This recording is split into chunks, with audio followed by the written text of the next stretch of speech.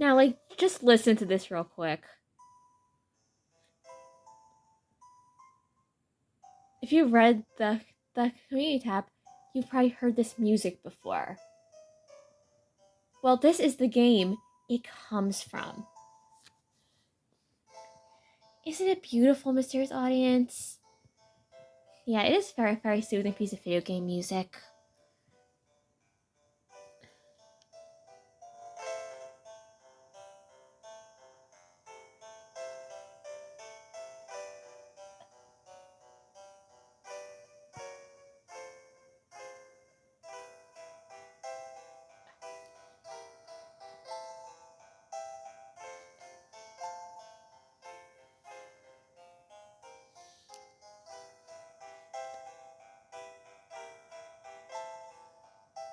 Yeah, this game has great music, doesn't it, Naomi? Yeah, it does.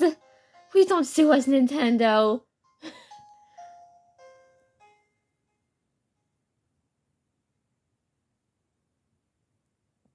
And of course, it plays in an endless loop. And that's the night version of this piece, we think. Okay, where's Hearthome City?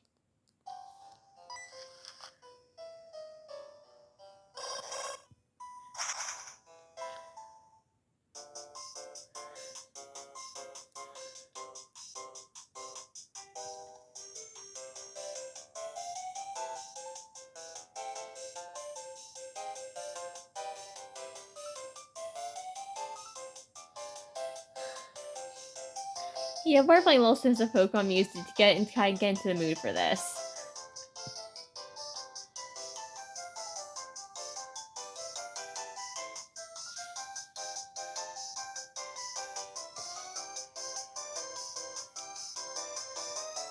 If don't mommy's smiling in any reflection they made on screen, well, or because this is nostalgic for her.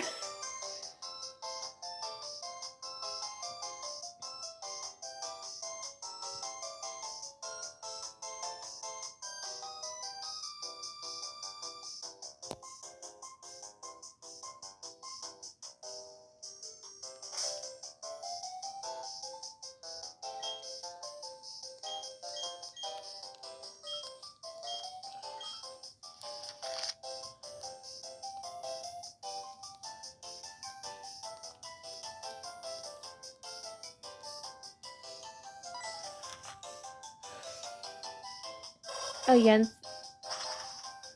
and the theme fight era is also very memorable.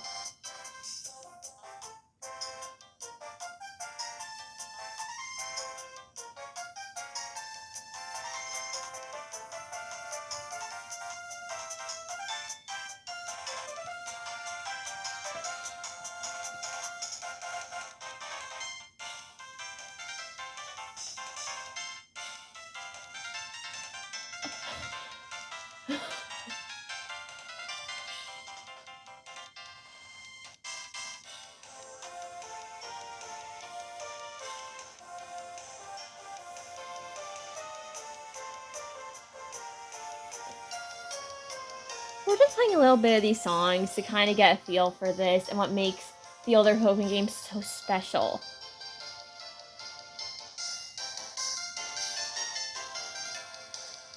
And this was before the CGI Pokemon games. It's 8-bit and it's just beautiful.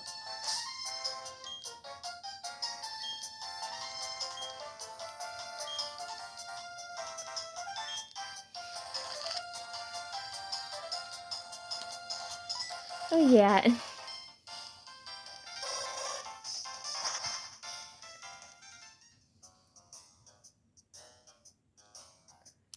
This is Failstone City. There's literally like a game center here somewhere where it's like the theme for this area is gorgeous.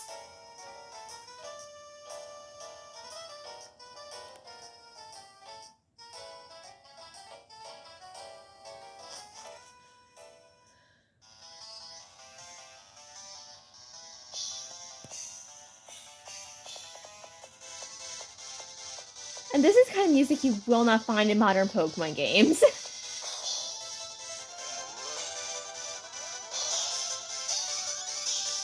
Because since Gen 5, there haven't been any sort of casinos or gambling type locations in a Pokemon game.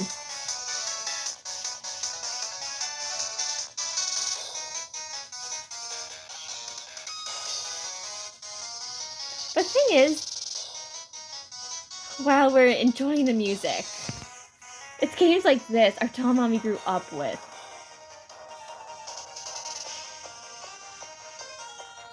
Like older Pokemon, some Fire Emblem, Super Mario Galaxy, and LEGO Indiana Jones are other notable games.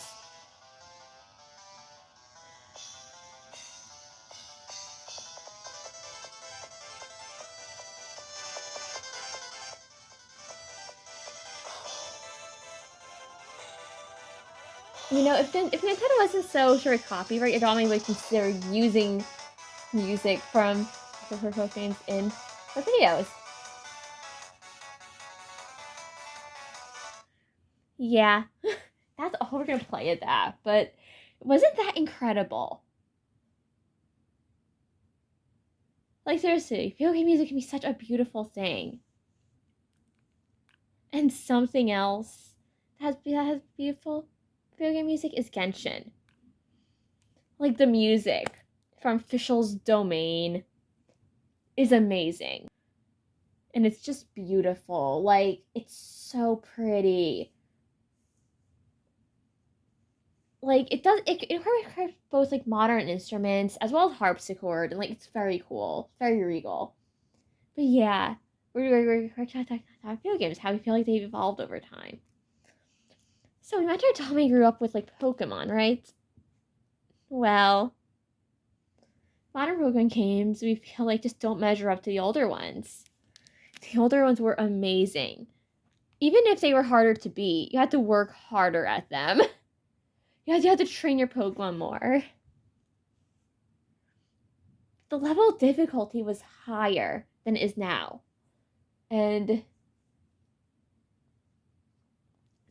not to mention the music being all 8-bit and really amazing like that is really cool. And even the more you need graphics. Yes, like every modern video game nowadays has 3D graphics. Like, what happened to, like, more 2D graphics? Because they're beautiful.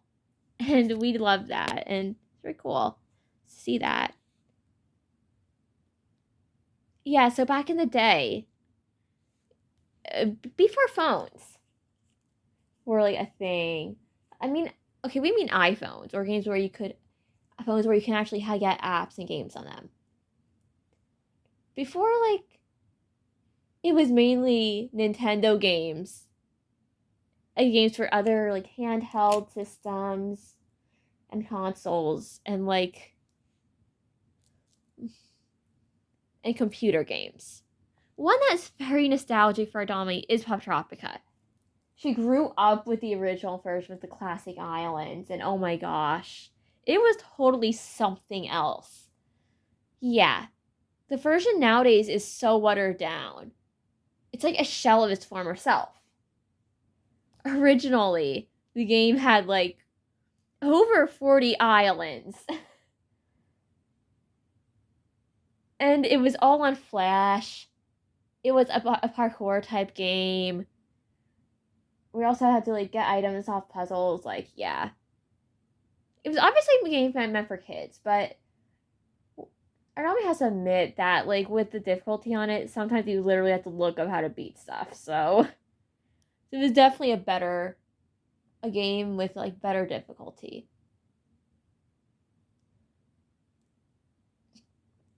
So yeah, that is a special game from Arami's childhood. And we know other people have fond memories of games like Club Penguin, that Disney Fairies game, and other games like that. And some people like may even remember Toontown.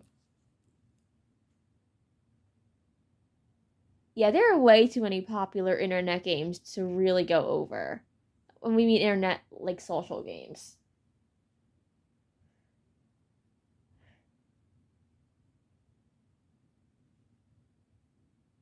And there's definitely a nostalgia for those, even though they probably weren't the most, don't always hold up as well as you remember them to.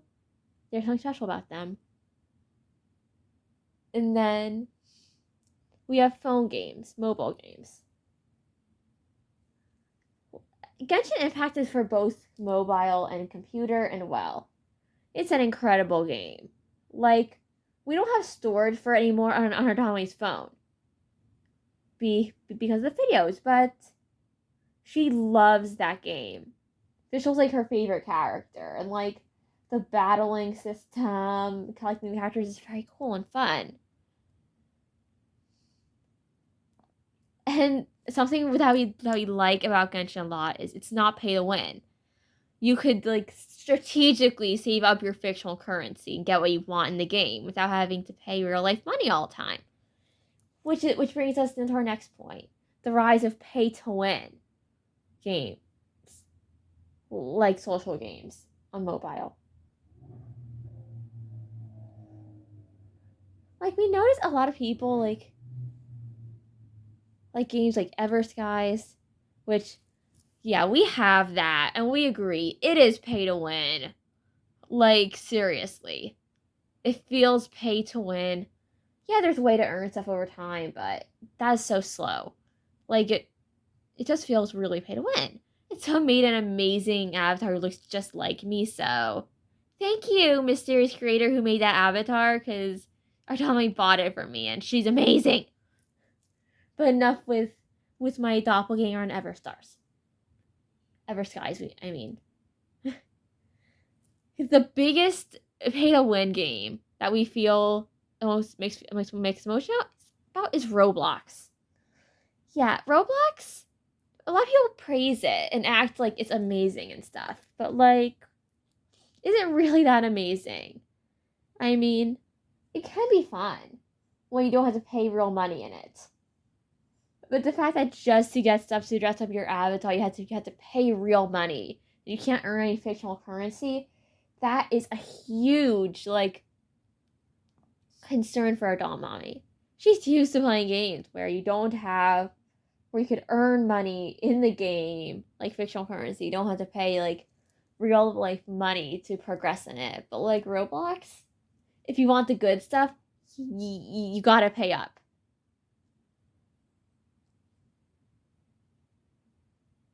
Like seriously. Literally, like everything at game costs Robux, which you gotta use real life money to get. That is why we think you see so many Roblox avatars without like any like of the non-default clothing on, because like with because it's like some people, especially kids playing it, you think they could get a bunch of Robux without having to save up real life money for it. And also the problem with that is like you have to spend real life money on that. It's gonna cut into other expenses, like doll collecting, or food, or like real life expenses. So it's like, why spend it on a bunch of pixels? Why spend too much money on a lot of pixels when you could be spending on stuff in real life?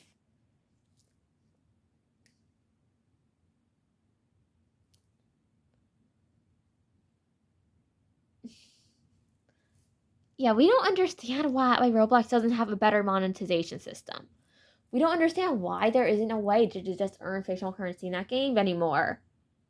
Because we know that the like ticket system or whatever that was back in the day was removed. So,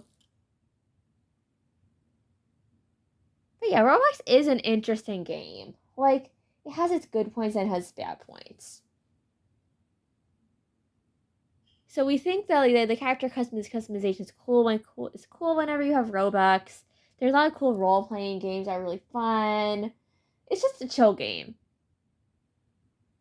Although the one weird thing we encountered is odors. Online daters.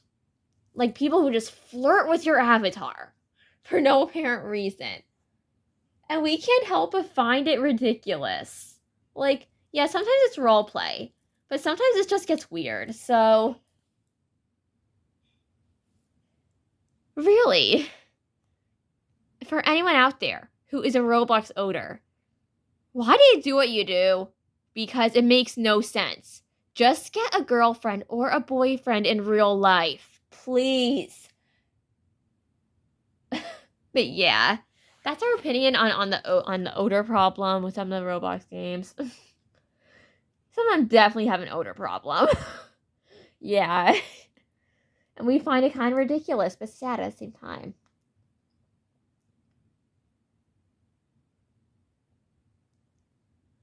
So how would we rate Roblox as a game overall? Well, of course, I don't always all Pokemon games get a 10 out of 10. Because there's quality put into them.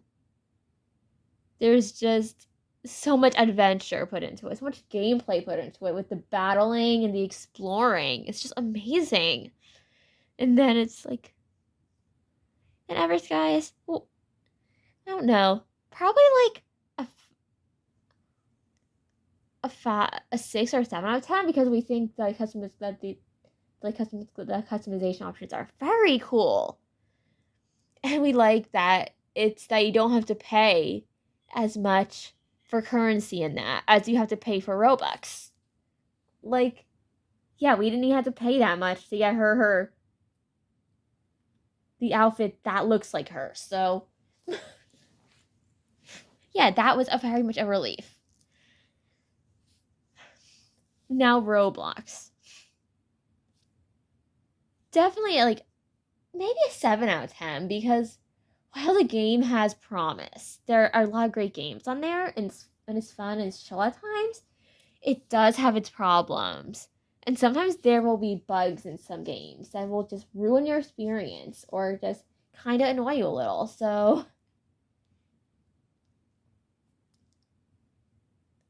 although we understand that Roblox games aren't exactly the most professional, like maybe that's part of their charm. And someone made outfits that look just like ours in Roblox. And it's amazing because now we can make the avatar look like ourselves. Although we did spend like I don't know, $10 or so on just clothes and wigs. Do you forgive us, mommy? We had to make our avatars look like ourselves. Yeah, if we really want extra accessories for herself.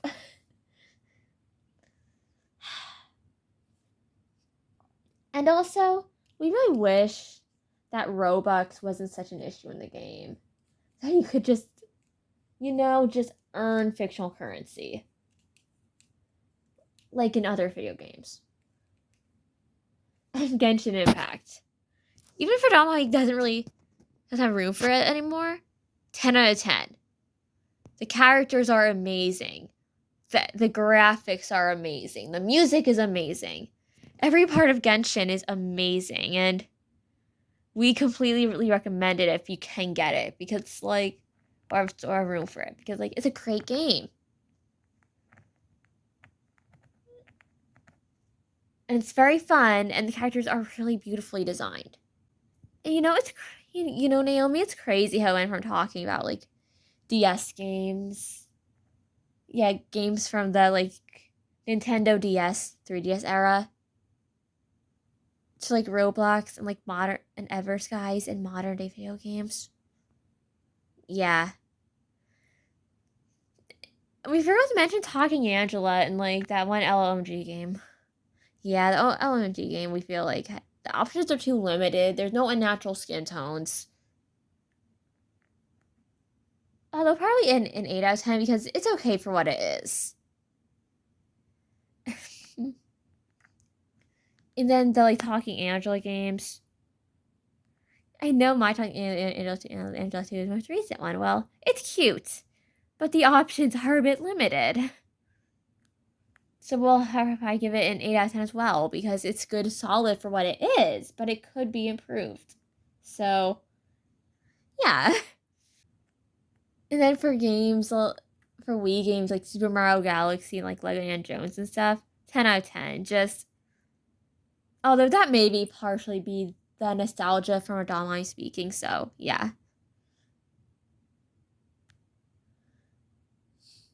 Yeah, video games have really evolved over the years. Like, it used to be arcade cabinets, then video game consoles, then computer games, and now you've got mobile games, and it's just, there are so many ways to play video games now. Some people may even consider Tamagotchis like a video game, like caring for a virtual pet and stuff.